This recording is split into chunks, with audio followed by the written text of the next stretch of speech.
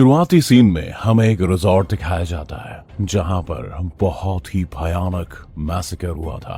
हर तरफ खून ही खून फैला हुआ था, सारा का सामान बिल्कुल अस्त व्यस्त था। इसके साथ एक सीन यहीं से शिफ्ट होता है कुछ दिन पहले, जहां पर हमें लोकल गवर्नमेंट वर्कर्स के ग्रुप को एक साथ ट्रैवल करते हुए दिखाया जाता है, जहां आगे जाकर इनका ग्रुप कोलारेंगा नाम की एक जगह पर रुकता है। तब यहाँ पर पता चलता है कि यहाँ पर इनको एक मॉल बनाना है जो कि सीरिया के डेवलपमेंट के लिए होगा, जिससे कि यहाँ पर ज्यादा लोग आएंगे, सबको यहाँ पर बहुत सारी जॉब्स मिलेंगी। अब यहाँ पर एंगेला और योनस इस प्रोजेक्ट को लीड कर रहे थे और स्पेशली एंगेला इस प्रोजेक्ट को लेकर बहुत ज्यादा एक्साइटेड थी। वो कहती है कि वो लोग यहाँ पर सभी चीजें एंजॉय करते हुए इस प्रोजेक्ट को कंप्लीट करेंगे। जिसके बाद सभी एक रिजॉर्ट में चले जाते हैं जहाँ पर ये रहने वाले थे। वहां पर ये यनी से मिलते हैं जिसका ये रिजॉर्ट था। साथ ही साथ उन्हें गाइड के लिए एक लड़की असिस्ट करती है। इनके कुक का नाम काल होता है जो कि काफी ह्यूमरस नेचर का था। साथ ही साथ यहाँ पर रॉजर नाम का भी एक बंदा था जो कि इनका केयरटेकर था। हर सभी अपने अपने रूम में आराम करते हैं और कुछ समय के बाद प्रोजेक्ट को डिस्कस करने के लिए आते हैं। सबसे पहले ये लोग प्रोजेक्ट की मार्केटिंग पर बात करते हैं, जिस पर इन्होंने एक वीडियो एडवर्टीजमेंट बनाई थी जो कि काफी ज्यादा वियर्ड और बचकानी थी, जिसे ऑनलाइन प्लेटफॉर्म पर अपलोड करने वाले थे, जिससे इनकी मार्केटिंग होती। अब ये आइडिया ग्रुप के 2 सीनियर मेंबर्स को बिल्कुल पसंद नहीं आता है। उनका कहना था कि हमारे टाइम पे तो पैम्फलेट वगैरह होते थे, उनके हिसाब से मार्केटिंग में कुछ ज्यादा ही पैसे खर्च हो रहे थे, इसका कोई फायदा भी नहीं होने वाला था। इसी बात को लेकर एंगेला उन दोनों के बीच काफी बहस हो जाती है, जिससे हम ये जान पाते हैं कि इससे पहले भी इन लोगों ने एक साथ प्रोजेक्ट पर काम किया है, जिस दौरान भी इन लोगों की एक दूसरे से अच्छी बॉन्डिंग नहीं हुई थी। इस ग्रुप में यूनिटी की कमी की साफ साफ दिखाई दे रही थी, जिससे कि इनडायरेक्टली सभी एक दूसरे को टॉन्ट कर रहे थे। तभी हमें शेफ काल को दिखाया जाता है जो कि इनके ग्रुप के लिए खाना बना रहा होता है। तभी एक गैस सिलेंडर खत्म हो जाता है, जिसमें से काल को उसे लेने के लिए जाना पड़ता है। लेकिन रास्ते में काल के साथ काफी अजीब चीज हो जाती है। जब कार चलाते हुए इसके टायर के अंदर एक बड़ी सी कीलों वाली लकड़ी फंस जाती है, जिससे कि उसका टायर पूरी तरह से पंक्चर हो जाता है। और उस लकड़ी और कीलों को देखकर ये लग रहा था जैसे किसी ने जानबूझकर इसको यहाँ पे बना के रखा है। यही चीज काल भी ऑब्जर्व करता है और फिर वो जंगल के अंदर जाकर इसका पता लगाने लगता है। इस दौरान उसे जंगल में कुछ और सेटअप ट्रैप दिखाई देते हैं, लेकिन इससे पहले वो कुछ भी कर पाता, उसके ऊपर पीछे से आकर कोई अटैक कर देता है और वो मारा जाता है। अब रिजॉर्ट पर फिर से इनके ग्रुप को डिस्कशन करते हुए दिखाया जाता है, जिस दौरान इनके ग्रुप की एक मेंबर रीना प्रोजेक्ट के कॉन्ट्रैक्ट के ऊपर सवाल उठाती है और कहती है कि इन कॉन्ट्रैक्ट्स में फार्मर को दिए जाने वाले बजट के बारे में कुछ नहीं लिखा है। इसके बाद ये रिवील होता है कि ऐसा कोई बजट बनाया ही नहीं गया था और बस फार्मर्स की जमीन ले ली गई थी और उनको रिटर्न में कुछ भी नहीं दिया जाएगा। ये बात लीना सुन के बाद गुस्सा हो जाती है, पर योना उसको याद दिलाता है कि उसने खुद ही उन कॉन्ट्रैक्ट्स पर साइन किया था, जो बात बिल्कुल सच थी। लेकिन लीना का ये कहना था कि उसने इन कॉन्ट्रैक्ट्स पर साइन नहीं किया था और ये वो कॉन्ट्रैक्ट्स तो थे ही नहीं। और अगर उसको पता होता कि इन प्रोजेक्ट्स में ऐसा कोई भी बजट नहीं किसानों के लिए, तो वो कभी भी साइन नहीं करती। अब सिचुएशन को बिगड़ता देखकर योनास डिस्कशन को पूरी तरह से ट्विस्ट कर देता है और बजट वाली बात से सबको डिस्ट्रैक्ट करने की कोशिश करता है, जिसके अंदर योनास का दोस्त ताई भी उसकी मदद करता है, जो कि ग्रुप का एक मेंबर था और हमेशा योनास की बटरिंग करता रहता था। उसको लग रहा था कि शायद उसको भी कुछ प्रमोशन और पैसे वगैरह मिल सकते हैं। फिर कुछ ही देर में इनके लंच का टाइम हो गया, लेकिन काल वापस नहीं आया था, जो कि वापस आता भी नहीं। इस वजह से योनी सभी के लिए खाना बनाती है और सभी उसको खाते हैं। अब योनस लीना के पास जाता है और उसको समझाता है कि प्रोजेक्ट में सब कुछ ठीक है और उसने खुद इन कॉन्ट्रैक्ट को सोच समझ के साइन किया था। वो अभी स्ट्रेस में इसीलिए उसे ऐसे थॉट आ रहा है कि ये प्रोजेक्ट बेकार है, पर ऐसा कुछ भी नहीं है। और ये कहकर योनस काफी हद तक लीना को कन्विंस भी कर लेता है। फिर इसके बाद में सभी एक साथ आ जाते हैं, क्योंकि इनकी गाइड लियो ने उनके लिए एक एडवेंचरस टीम डिसाइड कर लिया था, जिसमें सभी को भाग लेना था। खेल शुरू होने से पहले लियो सबको यूनिटी की मोटिवेशन देती है और एक दूसरे के साथ यूनिटी बढ़ाने के लिए वो सभी के फोन भी ले लेती है। और इस ग्रुप के अंदर यूनिटी की तो बहुत ज्यादा कमी थी। इसी दौरान लीना को ग्रुप के दूसरे मेंबर आमिर से एक शॉकिंग बात पता चलती है कि फार्मर जिसके फील्ड पर मॉल बनने वाला है, उसने उसी वक्त खुद को खत्म कर लिया था जब उसकी फार्म्स को फोर्सफुली छीन लिया गया था और इस प्रोजेक्ट के लिए खत्म किया गया था। अब धीरे धीरे इनके गेम शुरू होने लगते हैं, जिस पर इनिशियली तो कम ही लोग इसे एंजॉय कर रहे थे, लेकिन धीरे धीरे सभी लोग इसको एंजॉय करने लगते हैं। और दूसरी तरफ हम उसी किलर को देख पाते हैं जो कि रॉजर और यानी पर भी हमला कर देता है और उन्हें बहुत ही ब्रूटली किसी साइकोपैथ की तरह मार डालता है। और तभी हमें फॉरेस्ट का सीन दिखाया जाता है। यहाँ पर सब लोग गेम खेल रहे हैं और इन्हीं गेम्स के बीच में ग्रुप मेंबर्स को भी देखते हैं हम, जिनके अंदर यूनिटी नहीं थी। और ये चीज क्लियो भी नोटिस कर लेती है।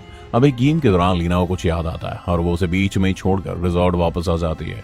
असल में उसे इस प्रोजेक्ट और योनस का सच पता करना था। और उसे पता चल भी जाता है। योनस के लैपटॉप में उसके ईमेल से लीना को यह पता चलता है कि यह प्रोजेक्ट पूरी तरह से फेल है, क्योंकि मॉल का एक भी स्टोर किसी रिटेलर ने खरीदा ही नहीं है। सबका मानना है कि ये मॉल इस एरिया में फेल हो जाएगा, और ये बात योनस को भी क्लियरली पता थी। पर उसने ऑलरेडी ब्लैक माइंड ग्रो नाम की कंपनी के साथ डील साइन की है, और इस मॉल को बर्बाद होने के बाद वो उस कंपनी में ज्वाइन हो जाएगा। यानी वो जानता था कि इस कंपनी का कोई फ्यूचर नहीं था। अब इन सभी सबूतों को लीना अपने पेन ड्राइव में सेव कर लेती है, पर उसी वक्त सभी लोग रिजॉर्ट वापस लौट आते हैं और योना भी अपने रूम में आ जाता है। पर लीना किसी तरह वहां पर बिना पकड़ में आए निकल जाती है। अब हम क्ल्यू को देखते हैं, जो कि रिजॉर्ट में कुछ अजीब चीज नोटिस करती है, क्योंकि सभी मेंबर्स मिसिंग लग रहे हैं। यानी कि रिजॉर्ट के सारे लोग मिसिंग थे, और हम जानते हैं कि उनका क्या हुआ है, इसीलिए वो उनको ढूंढने लगती है। लेकिन इसी दौरान वो किलर आकर उसे भी निपटा देता है, यानी मार देता है। और उस वक्त उस किलर ने कार्टून मास्क पहना हुआ था, जो कि योना के कार्टून पर बना हुआ था। सीन अब रात की तरफ शिफ्ट होता है, जहाँ सब एंजॉय कर रहे थे। तब लीना योनस की असलियत अपने दोस्त, सबसे ज्यादा ट्रस्टवर्दी कलीग आमिर और नादिया को बताती है। इसके बाद तीनों जाकर योनस को जाके पूछते हैं। अब योनस सोचता है कि यार मेरा प्लान तो एक्सपोज हो गया। फिर वो लीना को अलग ले जाके समझाता है कि अगर वो उसका साथ देगी तो उसे भी एक बड़ी कंपनी में वो जॉब दिलवा देगा, जिससे कि उसके सारी दिक्कतें खत्म हो जाएंगी। ये वाली कंपनी तो वैसे भी डूबने वाली है। पर लीना उसके ऑफर को ठुकरा देती है और उससे कहती है कि उसके पास सिर्फ 2 ऑप्शंस हैं, या तो वो कंस्ट्रक्शन को रुकवा दे, या फिर वो सच जाकर पुलिस ऑफिसर्स को बता दे। इतना कह के लीना वहां से निकल जाती है। अब योनस के चेहरे पर उससे वो साफ हम देख पाते हैं। लगभग आधा घंटा बीत जाता है और सभी अपने रूम्स में थे। तभी वो किलर उनके रूम में छिपकर अटैक करता है, जिसका सबसे पहला शिकार होते हैं काई और इंगेला। क्योंकि जब किलर इनके सामने आता है तो ऐसा नहीं लगता कि मास्क में योनस है, इसलिए ये लोग रिएक्ट नहीं करते और किलर इन्हें बहुत बुरी मौत देता है। इनफैक्ट एंगेला की मौत टीम के सभी मेंबर्स के सामने होती है और सभी उस किलर को देख लेते हैं। इसके बाद सभी डर के वहां से इधर उधर भागने लगते हैं। वो सबसे पहले लीना और योनस के पीछे जाता है, जो कि एक साथ भाग रहे थे। इस दौरान जंगल से भागते हुए योनस के सर पर बहुत बड़ा कट लग जाता है, जो कि उन वायरिंग की वजह से हुआ था, जिसे किलर ने पूरे जंगल में फैला दिया था। लीना यहाँ पर योनस की मदद करती है और दोनों अपने बनाए हुए राफ्ट लेकर नदी की दूसरी ओर जाने लगते हैं। पर किनारे पर पहुंचने से पहले ही योनस लीना को सिचुएशनल ब्लैकमेल करके उससे वो पेन ड्राइव ले लेता है और ये बेवकूफ को दे भी देती है। फिर क्या था, योनस की तो नियत ही गंदी थी, जिसके चलते वो धोखे से उसे पानी में गिरा देता है। लीना पे किनारे पर आ जाती है, जहां पर उसके पीछे वापस वो किलर पड़ जाता है।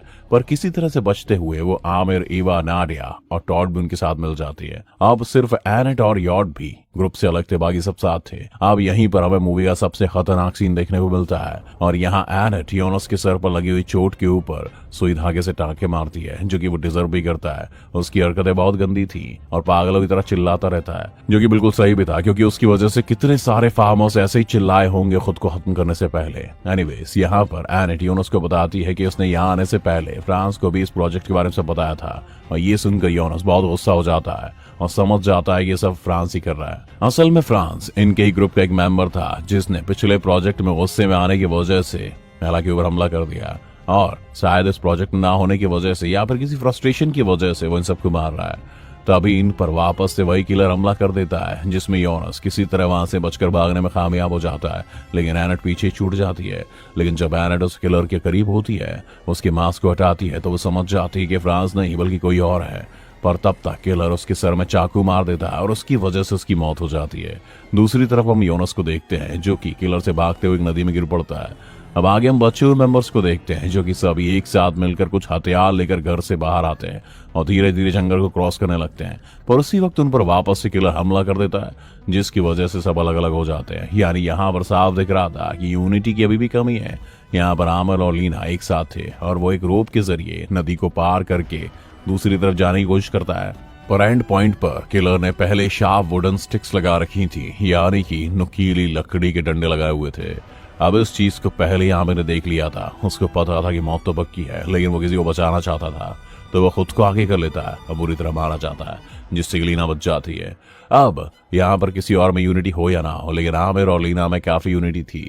तभी हम किलर को टर्बियन और ईवा के बीच में देख पाते हैं, जहां पर सबसे पहले टर्बियन को ये बात पता चलती है कि ये किलर असल में एल्सन फार्मर का बेटा है, जिसने खुद को खत्म किया था। अब अपने फार्म और पिता की मौत का बदला लेने के लिए वो इन सभी को मार रहा था, क्योंकि ये इसी कंपनी के एम्प्लॉइज थे। उसको लग रहा था कि ये सब इनकी वजह से हुआ है।